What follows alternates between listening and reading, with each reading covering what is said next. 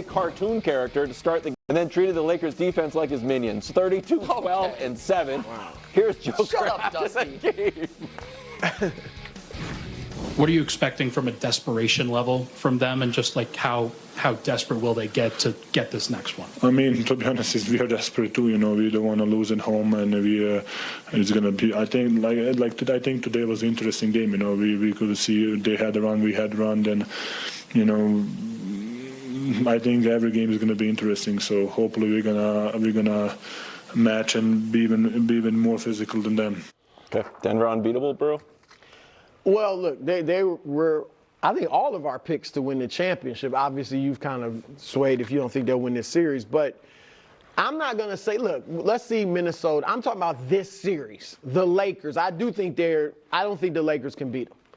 I mean, that's not a revelation. No, it's 9-0. This is, Nick, if you look at LeBron's career, I'm not even counting his first stint in Cleveland when he didn't have enough help.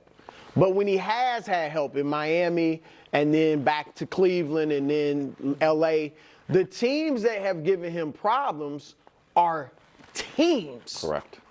Real teams. Smart players. That's right. Well coached. They defend, and now Denver's a top 10 defense. Even the end of his time in Cleveland, the big three Celtics, and then the Spurs. Because those three, the big three in Boston complemented each other, right? 100%. The Spurs, even when Duncan was old, and I'm talking about even the year they won it in 2013, obviously the Spurs gave them a lot of trouble in the 7-game series.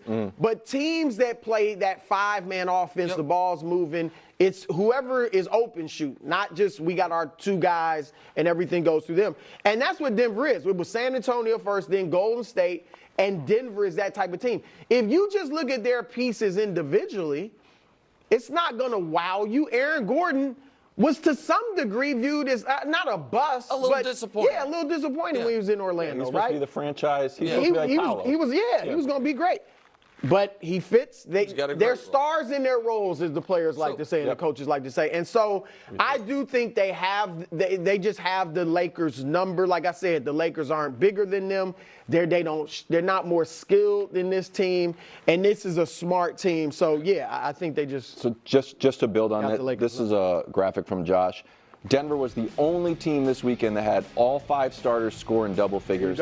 Also the only team to have each of the starters attempt 10 shots. So it's not like somebody got hot. Like, everybody's going to eat. So that's actually, that stat is actually why I don't think they're unbeatable. But I was looking at this in more as not just the Lakers series. I thought this was a question of, like, does after, the beginning of the playoffs, does it look like Wilds' tweets are correct?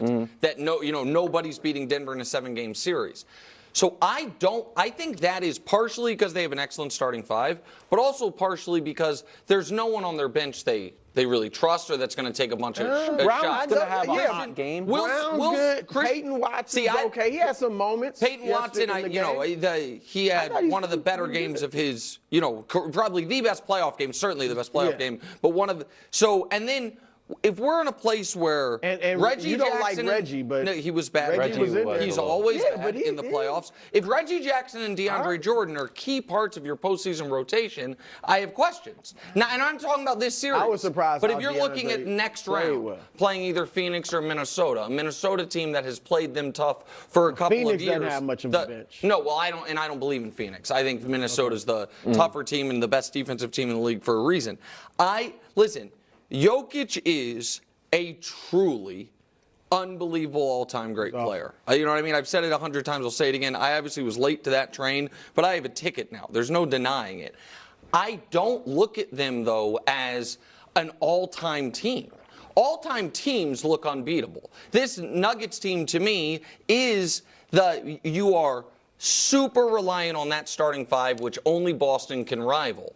But after that, I think and maybe it's not the Lakers, but I think there are teams that can press on some pressure points against them. And I do think it is noteworthy that after the second round, they won't have home court theoretically, depending on what OKC does, but they're not going to have that altitude home court advantage in the following series. So Vegas odds disagree with me, right? Vegas says it is Denver, Boston. It's going to be the finals almost no matter what.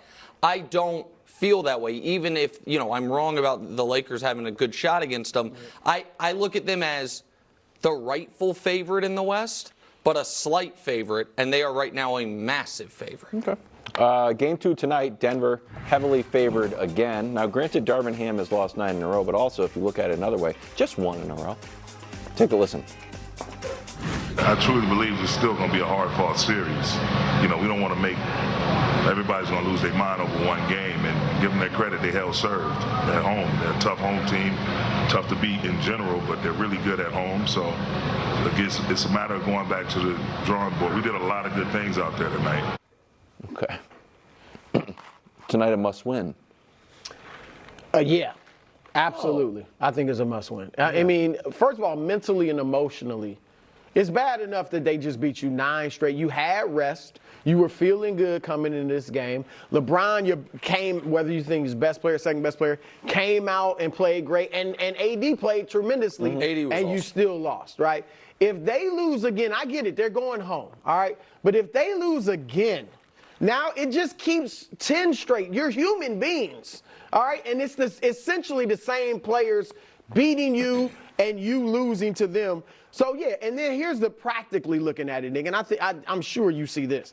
Are they beating Denver 4 out of 5? Or 4, right. That's, you know what I mean? If they lose this, I mean, totally you got to get beat that. them 4 out of 5 times. Right. I understand that piece of it entirely. And one could argue by losing game 1, they already have to beat them 4 out of 5 because are they winning a game 7 in Denver? You know what I mean? Sure. At that point in the series, having played every other day for a couple of games. I get that part of it. I also understand this, that we can say it is a must-win, and the Lakers can lose tonight.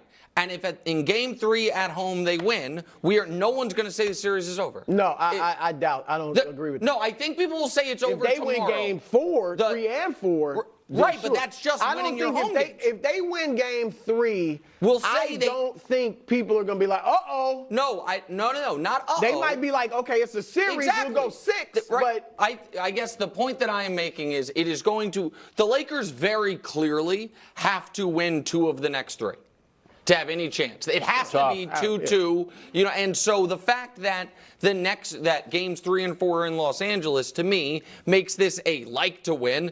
It would be amazing to win and steal home court. Then theoretically, you don't have to win in Denver again. But none of these, I know it never feels like that in the moment, but none of these playoff series, the only time Game 2 is a must-win, in my opinion, is if the home team lost Game 1, then it becomes a must-win for the home team. That you can't go down 0-2 with the next 2 games being on the road. Go ahead. I think, Nick, and I get it, this was your pick, but you're trying to look at it as just this series. There's a history here. There's a context here of this team beating the Lakers so many times within the last calendar year where I think that's why they need this win. Here's the quandary, I think, for LeBron, okay? He came out, he has to figure out, like, how do I play against this team, right? Because just go back to Game 4 last year. Right? When they're down 3-0, he comes out, punches them. I think he had 19 in the first quarter. I think he had 31 in the first half. And then he only has 3 in the fourth quarter. It was really a non-factor. He faded. But I think he's got to figure, okay, I got to pace myself so I've got something left for late in the game.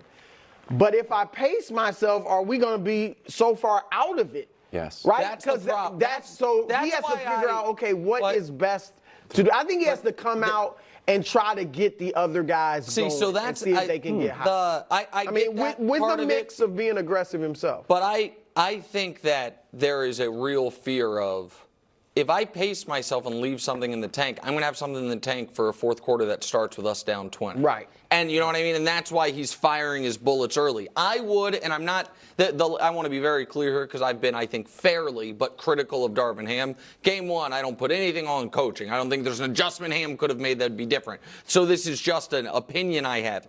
He was matching Jokic's minutes to LeBron. I think that's a mistake. I would match Jokic's minutes to AD because AD needs AD is not the type of offensive player where it's like, oh, when Jokic is out, he's just going to crush. DeAndre Jordan's just kind of plodding around and did fine. Mm-hmm. And I think there is a level of, like, when you watch LeBron, he can pace himself on the court. He's not able to do that. Every possession he's on with Jokic is highly stressful on both ends. Yep. There's no easy buckets. So I think LeBron could take advantage of a few minutes against the Nuggets' second unit, and I think having Anthony Davis out there with Jokic, having them match minutes, is an adjustment that I personally would make. Smart. Okay. Should Philly shut Embiid down?